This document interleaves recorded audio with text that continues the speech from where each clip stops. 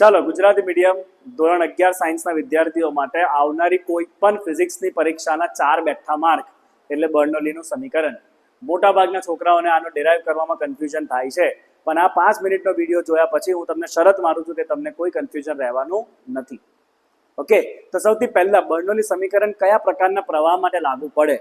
તો એ લાગુ પડે છે સ્થાયી, અદાબીય અને અશ્યાન પ્રવાહ માટે. આગળ જઈને તમને હું કારણ કહીશ કે આવું શા માટે. માની લઈએ બેટા કે આપની પાસે કોઈ બદલાતા આરછેદવાળી નળી છે, જેનો એક તરફ ક્ષેત્રફળ A1 છે, બીજી તરફ ક્ષેત્રફળ A2 છે. તમે સાતત્ય સમીકરણ જોયું હતું અને એમાં તમે શીખ્યા હતા સાતત્ય સમીકરણની અંદર કે ક્ષેત્રફળ અને પ્રવાહીની ઝડપ એકબીજાના વ્યસ્ત પ્રમાણમાં છે. તો અહીંયા ક્ષેત્રફળ વધી રહ્યું છે એટલે વેગ તમારો ઘટશે, ઝડપ ઘટશે. ઝડપ વધે ઘટે એનો મતલબ પ્રવેગ, પ્રવેગ એનો મતલબ બળ જોઈશે. કોણ લગાડશે? બળ. તો આ જે તમારું તરલ છે એના અલગ અલગ ભાગમાં દબાણ અલગ અલગ હશે અને દબાણના તફાવતના કારણે બળ લાગશે. એ બળના કારણે વેગ મળશે, વેગ બદલાશે. સમજ્યા આટલી વસ્તુ? તો માની લો બેટા કે આ જે આડછેદ છે ત્યાં દબાણ છે P1 અને આ આડછેદ ઉપર દબાણ છે P2.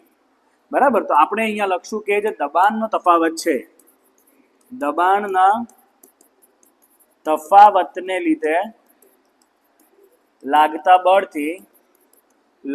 બળથી પ્રવાહીની ઝડપ બદલાય છે. બાળકો, હવે આનો મુખ્ય મુદ્દો છે કાર્ય ઉર્જા પ્રમેય.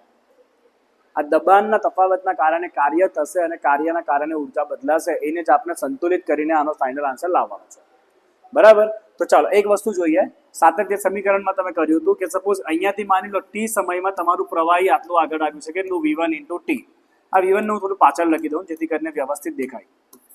અરે કેટલી ઝડપ છે અહીંયા? V1. ઠીક છે. તો t સમયમાં અહીંયાથી પ્રવાહી કેટલું આગળ આવ્યું? V1 × t. તો ઓબ્વિયસલી અહીંયાથી પણ તમારું પ્રવાહી આગળ આવ્યું હશે. કેટલું આગળ આવ્યું હશે? V2 × t. બરાબર? તો અહીંયા જે કદ બન્યું એટલું જ કદ અહીંયા બનશે, કારણ કે જેટલું પ્રવાહી અહીંયાથી આગળ જશે એટલું જ અહીંયાથી બી આગળ જવું જોઈએ કદમાં. એનો મતલબ આ બંને જે કદ છે તે કેવા હશે? સમાન હશે. આનો આપણે આગળ ઉપયોગ કરવાનો છે, ધ્યાન રાખજો.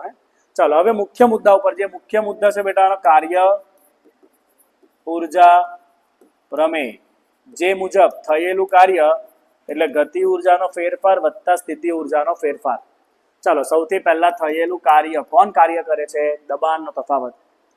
દબાણ વડે બળ કેટલું લાગે? દબાણ ગુણ્યા ક્ષેત્રફળ. તો અહીંયા કેટલું બળ લાગશે? P1 × A1. ચાલો ભાઈ, કેટલું બળ લાગે છે? P1 × A1.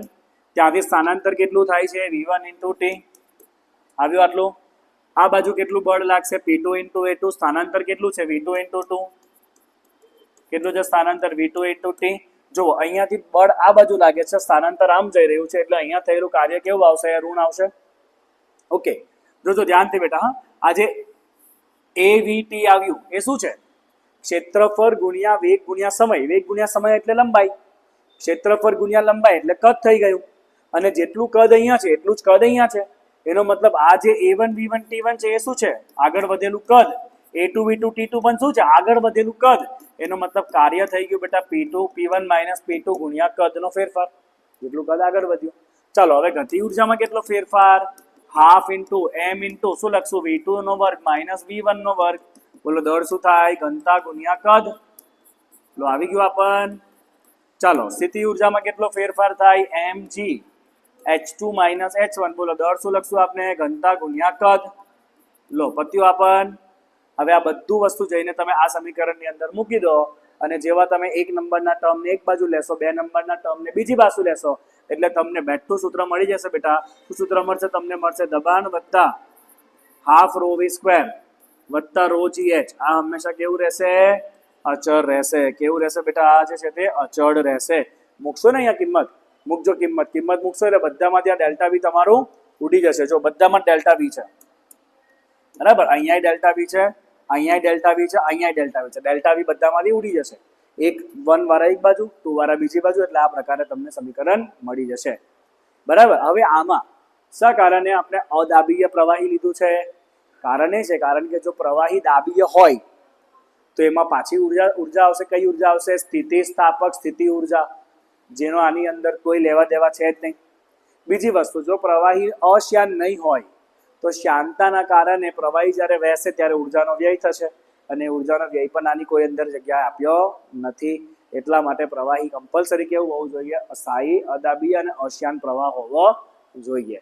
Okay, thank you so much for watching it.